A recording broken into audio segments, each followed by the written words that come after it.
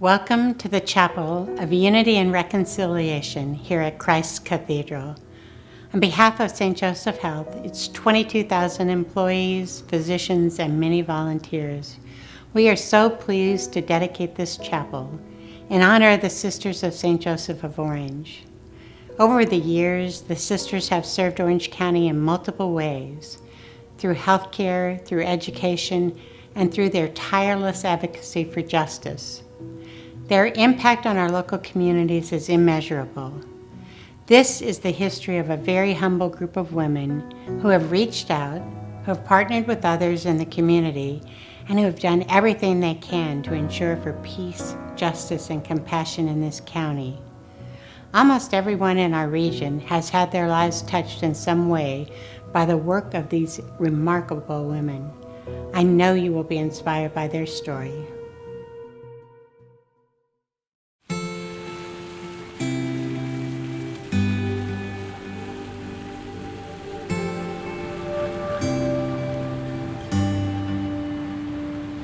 Sisters of St. Joseph, we're 137 women strong.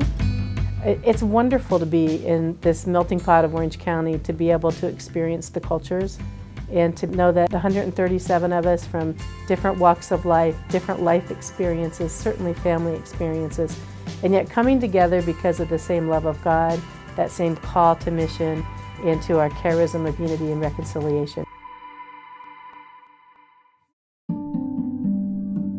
Our mission was started by Sisters of St. Joseph in Le Puy in Valais, France in 1650. From the moment we were founded, our charism was to go out into the city, divide the neighborhoods, find like-minded people, and meet the needs of those people. We haven't strayed from that mission from the day we were started as a congregation. Everywhere we've gone across the world and then in the United States, that's been our mission.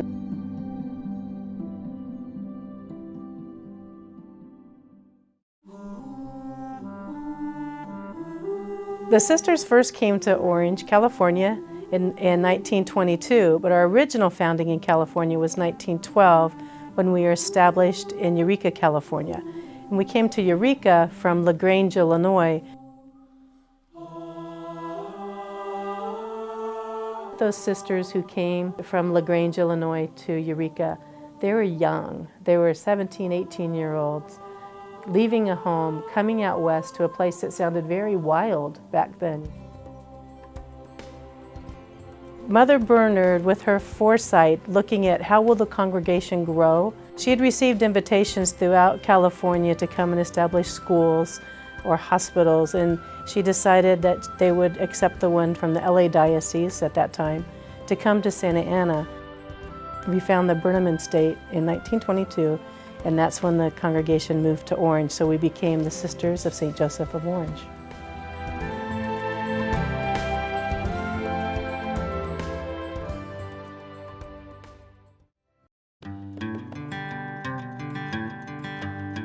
When we first came to Orange, there were many opportunities and many challenges.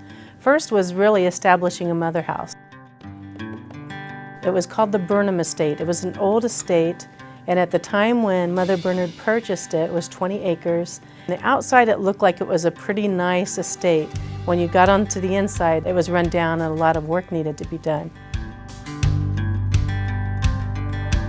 There was a small pig farm on it, lots of orange groves, and some other farm animals. So when Mother Bernard and the sisters came, they immediately went to work on cleaning it, rebuilding, and making what was a farm estate into a place for Sisters of St. Joseph.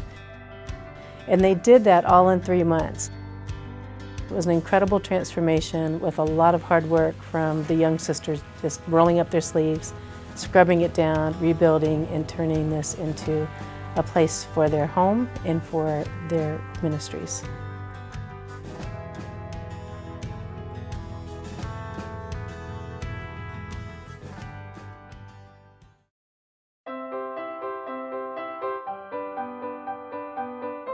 It was in 1915 when a pastor at St. Joseph's School in Santa Ana had heard of us and asked Mother Bernard, could he have some sisters to come down and help at St. Joseph's School and get that started. And we did. And it flourished from there. We've been in so many different parish schools throughout Orange County. Have a wonderful day and make it a very good day for each other by your words and your actions.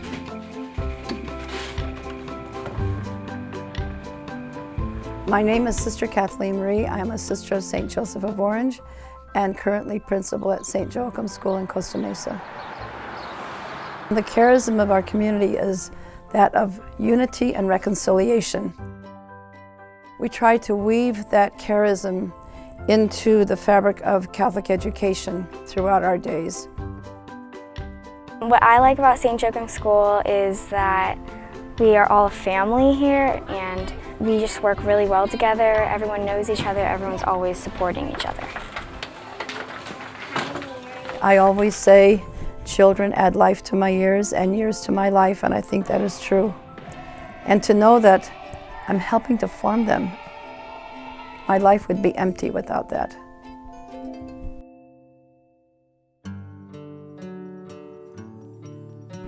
In 1918, there was a horrible flu epidemic, and the flu epidemic got to Eureka. And they asked the sisters, would you go care for the sick? And that's what they did. They weren't nurses, so they probably did nothing more than wash linen, feed babies, make chicken noodle soup, and probably put on mustard plasters. But at the end, the people in the community were very pleased with what the sisters had done. And that's how we got into healthcare. We opened St. Joseph Hospital in Eureka in 1920. After that, we got other requests, and we opened St. Joseph Hospital in Orange, I believe, in 1929. As Sister Marion described, initially the sisters responded to a call in each community, which meant that they developed hospitals in multiple communities throughout California and Texas. In the early 1980s, they decided to bring those hospitals together under the umbrella structure of St. Joseph Health System. In Orange County at that time, St. Joseph Health System included St. Jude Medical Center in Fullerton and St. Joseph Hospital in Orange. Over the last several years, we've added 3 more campuses. We've added Mission Hospital in Mission Viejo.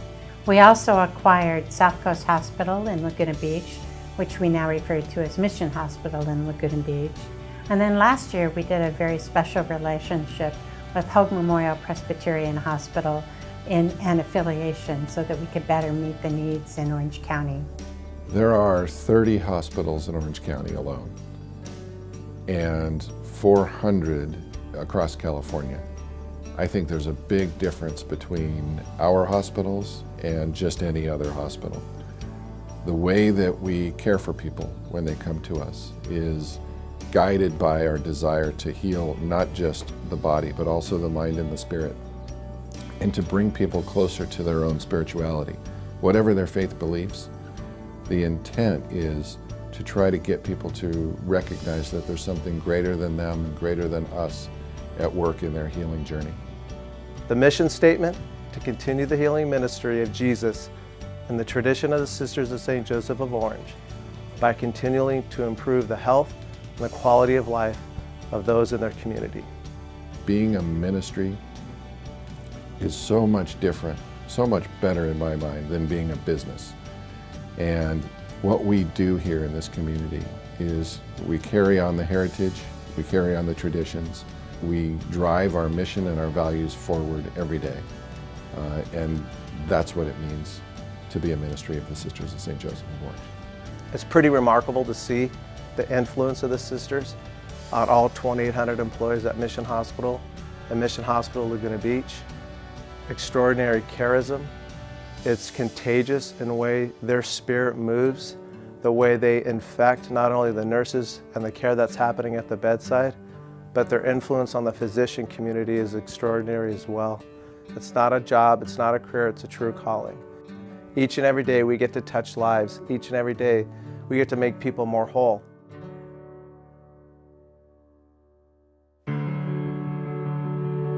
Aside from our education footprint and our healthcare footprint, there's also a footprint in social justice. We have a voice as a congregation, and we have a standing in the community that allows us to be a voice for the voiceless. One of the programs I'm most proud of is one that Sister Eileen McNerney started, and it's called Taller San Jose. Taller San Jose means St. Joseph's Workshop in Spanish, and we really help young adults, 18 to 28, who are really stuck and in trouble, and we do that through a 2-year relationship where we help them build job skills that allow them to get a job above minimum wage and develop relationships and educational goals that will carry them into the future. All of our programs have a lot of hands-on application of the industry work that they're going to need to do. And this, we feel, makes them very competitive, and we hear from our employer partners how prepared they are to come and actually be in a work environment. Their individual challenges that they face.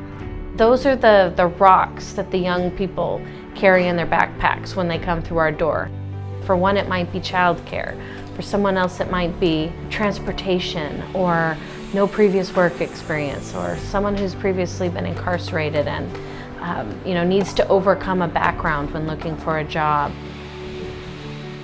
I actually recently just got released from prison, and I knew that I needed something to keep me stable. After I graduate, I will have skills that are marketable, skills that are in demand.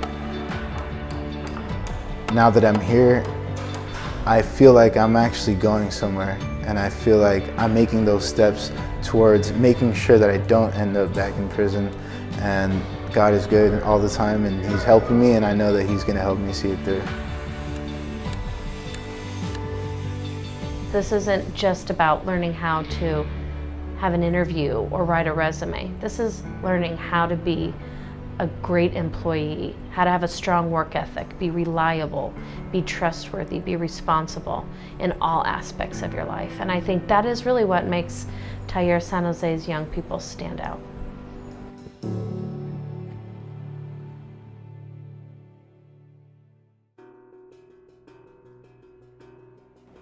Spirituality is that which nurtures and sustains and enables the inner spirit of a person to come to life, to find its true, the best person that a person can be. We try to in all of our ministries, whether it's healthcare, education, spirituality, social services, whatever those ministries are, the sisters operate out of their spirituality. It's their relationship with God, the way that they experience intimacy with God and life in community, that then nurtures us and enables us to influence what we do in ministry. When we talk about the Art of Spiritual Direction formation program, it's really a holistic program that forms men and women of all denominations, from all walks of life, who are feeling in their heart a tug to provide this ministry for other people. So what a spiritual director will do with you if you seek spiritual direction is they will walk with you on this journey to seek God. So your spiritual director recognizes that the primary relationship in the room is the relationship between you and God, and not a relationship between you and the director. So they're seeking to enliven that relationship, to make it stronger, to help you go deeper, to help you again to find God in all things. I think people are searching for meaning in their lives, meaning and purpose and a sense of direction. And I think, and that's what spiritual ministries addresses. It's how do we each become our best self? And how do we make meaning out of the joys, the sorrows, the sufferings, the griefs, the realities of our world, our families, and our personal lives? And so the nurturing the inner life of a person, as well as meeting their human needs, makes all the difference in the world. This is about the respect for the person and how God really dwells within each one, whether they know it or not.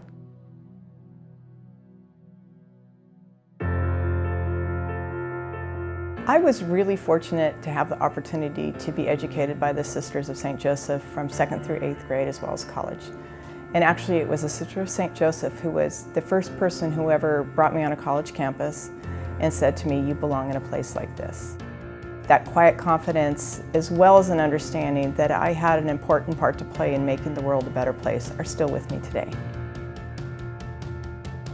My wish for the people of Orange County is that they continue to have the blessings of the sisters in their ministries, in their communities, and in their lives for many, many more years to come. Our dear neighbor is not just the person that's down the block. We are in a global society now. I think the more we can see that, maybe the less war we'll have and a little bit more of helping one another. And what inspires me today are both the sisters that I am with now and the people that I've ministered with shoulder to shoulder, because they have the same passion and commitment as we do for making our world a better place, for forming and shaping young men and women to be global citizens, for helping people be well and healthy in body, mind, and spirit, and to look out at our world not just to see what's wrong with it, but celebrate what's right with it.